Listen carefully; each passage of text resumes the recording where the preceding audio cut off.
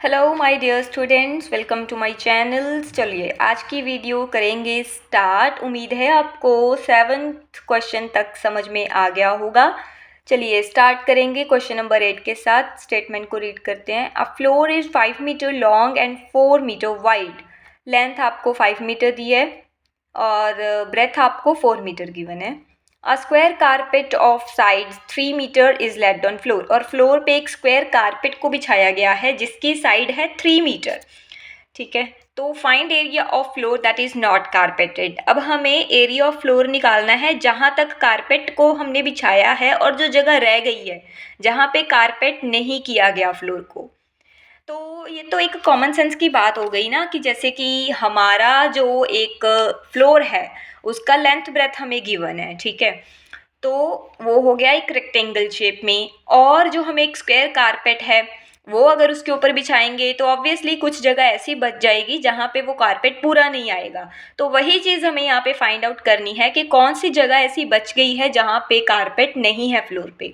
चलिए स्टार्ट करते हैं। लेंथ ऑफ फ्लोर, पहले फ्लोर के बारे में बात की गई थी तो सारा कुछ पहले फ्लोर का निकाल लेंगे। Length of floor 5 metre, breadth of floor 4 metre. Area निकाल लेंगे। एरिया कैसे निकालेंगे? फॉर्मूला क्या है? L into B. So 5 into 4, 5 को मल्टीप्लाई किया 4 से, 20 मीटर स्क्वायर। ये आपका एरिया ऑफ फ्लोर का आ गया। नेक्स्ट हम बात करेंगे कारपेट के बारे में, जो कि फ्लोर के ऊपर बिछाना है। Side of carpet, side of carpet is given to you that is 3 metre. 3 metre लिख लिया। इसका भी एरिया निकाल लेंगे। साइड इंटू साइड, आपको पता है कि स्क्वायर का एरिया क्या है? Side into side, and the carpet is in square form. Side into side किया तो साइड आपको 3 मीटर गिवन है, 3 इंटू 3, तो 3 3 इज 9 मीटर स्क्वायर। ये आपका निकल गया साइड ऑफ कारपेट। तो दोनों का हमने निकाल लिया एरिया। तो दोनों को माइनस करके हमें पता लग जाएगा कि area of floor that is not carpeted 20 metre square minus 9 metre square, और माइनस किया तो 11 मीटर स्क्वायर। यानी कि 11 मीटर स्क्वायर ऐसी जगह है जहाँ पे हमारा फ्लोर कवर नहीं है। चलिए 9th क्वेश्चन को शुरू करेंगे। स्टेटमेंट को रीड कीजिए।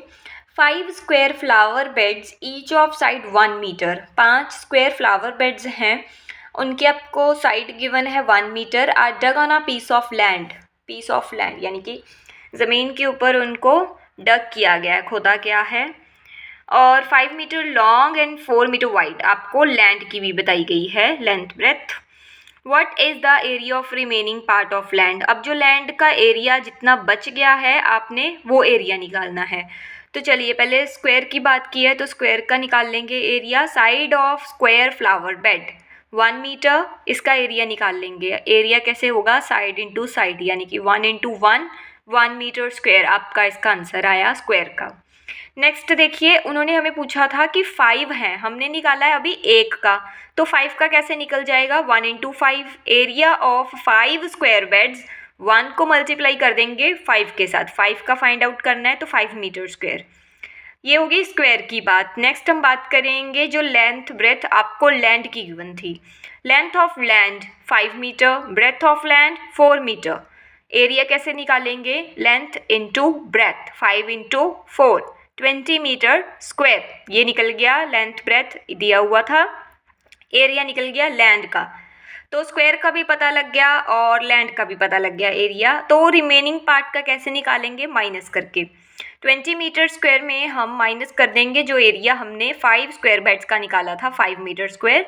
20 metre square minus 5 metre square, तो आ गया हमारे पास 15 मीटर स्क्वायर। यानी कि रिमेनिंग पार्ट कितना बचा? 15 मीटर स्क्वायर। चलिए स्टार्ट करते हैं क्वेश्चन नंबर 12 को। How many tiles whose length and breadth are. अब आपको टाइल्स पूछा गया है कि कितनी लगेंगी और लेंथ ब्रेथ उनकी आपको गिवन है। लेंथ आपको दी गई है 12 सेंटीमीटर एंड ब्रेथ है 5 centimetre. Will be needed to fit in rectangular region. एक रेक्टेंगुलर रीजन में कितनी फिट होंगी ये वाली टाइल्स जिनकी लेंथ ब्रेथ आपको गिवन है। रेक्टेंगुलर रीजन का लेंथ ब्रेथ भी आपको ए और बी पार्ट्स दोनों अलग अलग गिवन है। तो सबसे पहले तो टाइल्स का लेंथ ब्रेथ आपको पता होना चाहिए, उनका एरिया पता होना चाहिए कि वो इस वाले में रेक्टेंगुलर रीजन में कितनी होंगी और इसमें कितनी लगेंगी। चलिए फर्स्ट हमें फाइंड करना है, लेंथ ब्रेथ दिया है टाइल का, तो एरिया टाइल्स का फाइंड करेंगे। Length of one tile 12 centimetre, breadth of one tile 5 centimetre. तो लेंथ ब्रेथ थी और एरिया कैसे निकालेंगे, L इंटू बी, यानी कि 12 इंटू 5 60 सेंटीमीटर स्क्वायर। ये आपका निकल गया टाइल्स का एरिया। नेक्स्ट हम निकालेंगे जो हमें ए और B parts rectangular region given है जहाँ पे टाइल्स को फिट करना है हमें।